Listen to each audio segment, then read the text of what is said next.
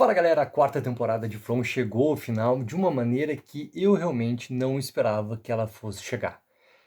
Voltando, tá? Vamos voltar aqui algumas semanas atrás e chegar novamente no ponto onde a conclusão é Menino de Branco, Homem de Amarelo, ali colocado como Sofia, e a tal da luta eterna, né? Algo que essas duas entidades vêm teoricamente travando já há tanto tempo, séculos e séculos, repetições, repetições, repetições, ciclos e ciclos, aquela história toda que a gente já vem conversando. E a partir desse momento também, a maneira como a quarta temporada ela acabou não entregando aquilo que daí eu achava que iria realmente acontecer, tá?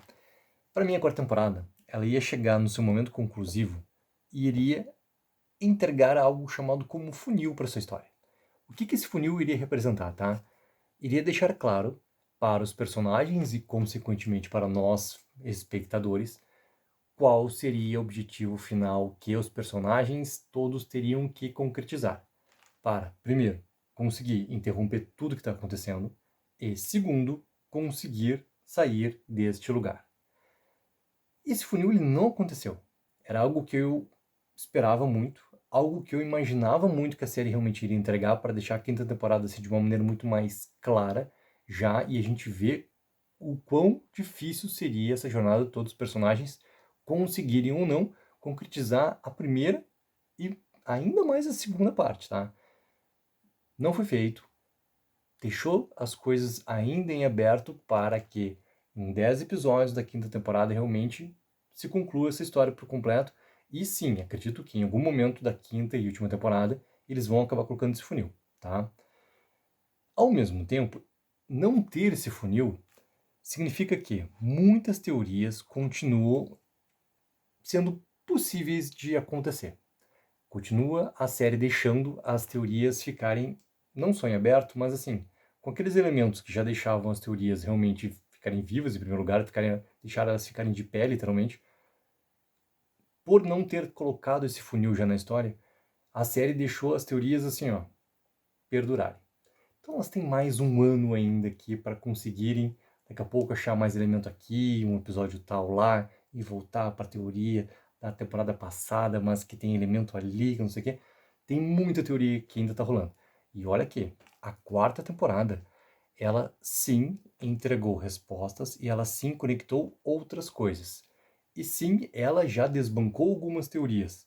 Mesmo com tudo isso, ela sim deixou muitas coisas em aberto, que deixam sim muitas teorias ainda com força, com essa possibilidade toda de virem a acontecer. E quando a gente fala de teoria, cara, é a mesma coisa que a gente fala das referências.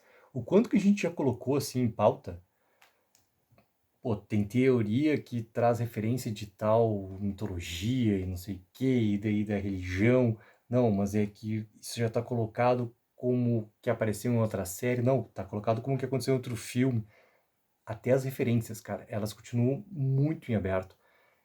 E no final dessa história, a gente vai finalmente entender assim, beleza, de todas as referências e coisas e afins, eles se basearam nessa aqui. A mitologia, na verdade, era essa aqui que eles realmente queriam contar a partir dali. E tem um outro ponto, tá?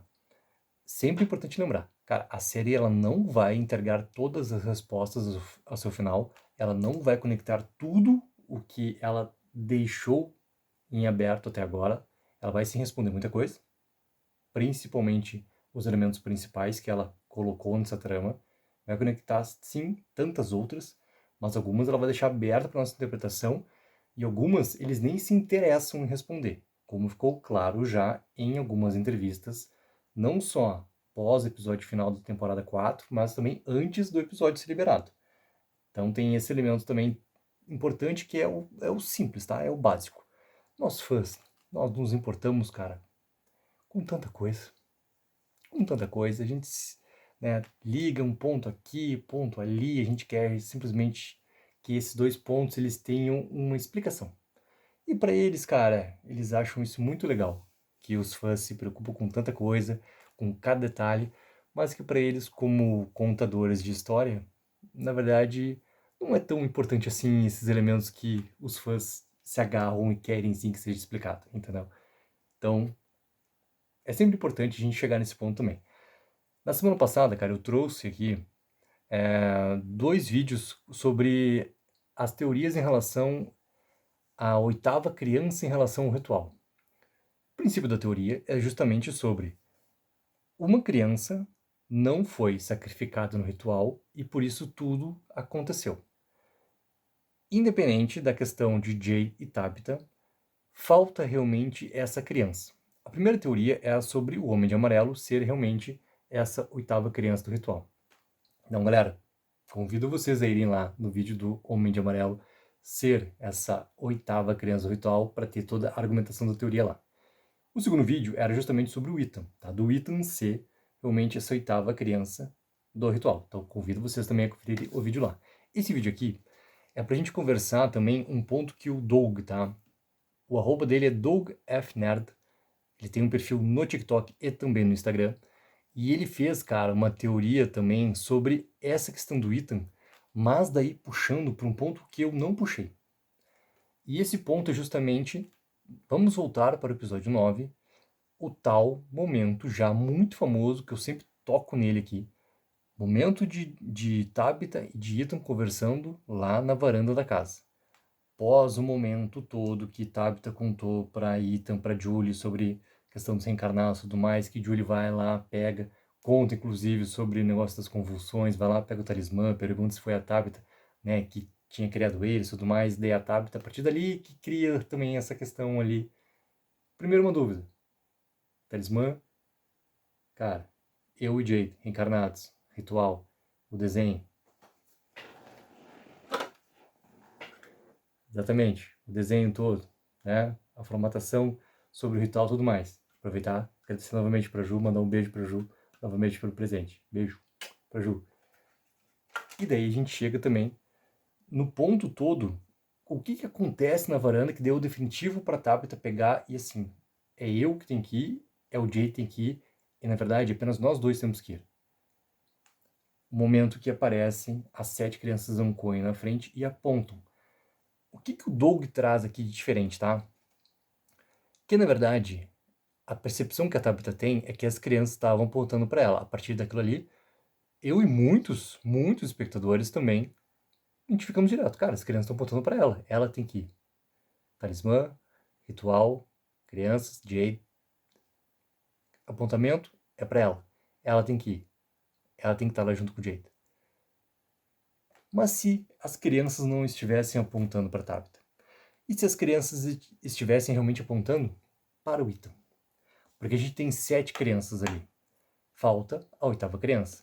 A gente já teve aquela questão toda sobre, pô, não temos a presença da tal filha que depois, no episódio 10, aparece como a filha da versão original de Jade Tabitha.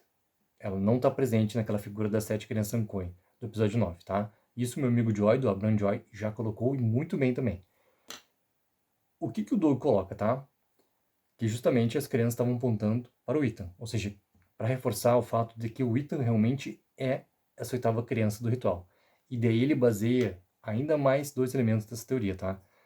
Vamos voltar ao início de tudo. Não só ao primeiro episódio, mas à primeira temporada. Sarah. Quando Sarah recebe a questão do mate o menino. Qual seria o interesse realmente em matar o Ethan? Por que as vozes mandariam ela matar o Ethan? Qual o perigo que o Ethan tem para tudo que está acontecendo ali, para as entidades?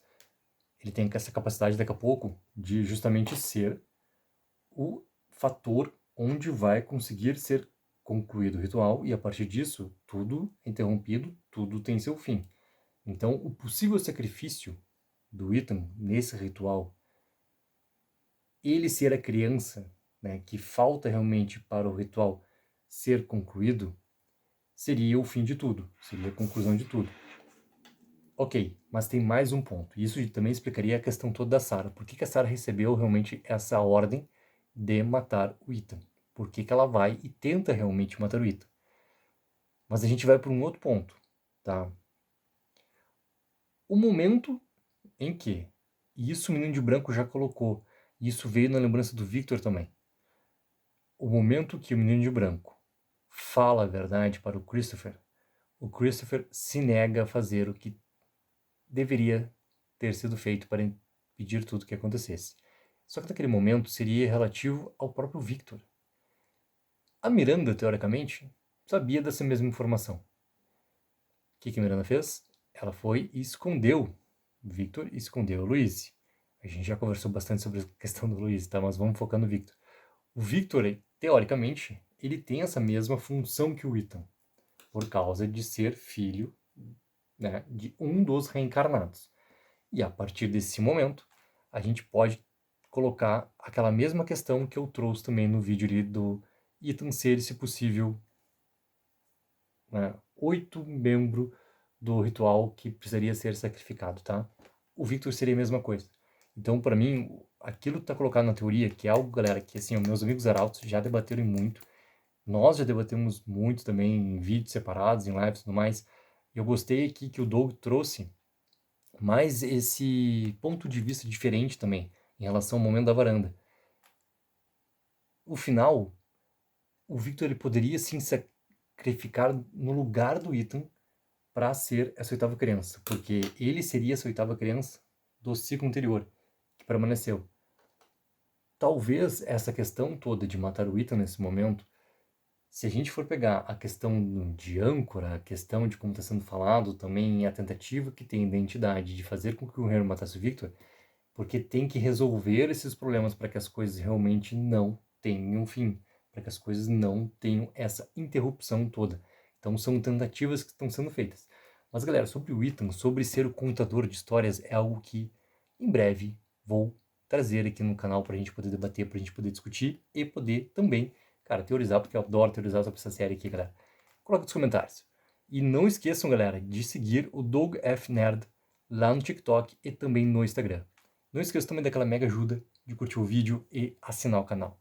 Take 4 Reviews aqui, entretenimento é coisa séria.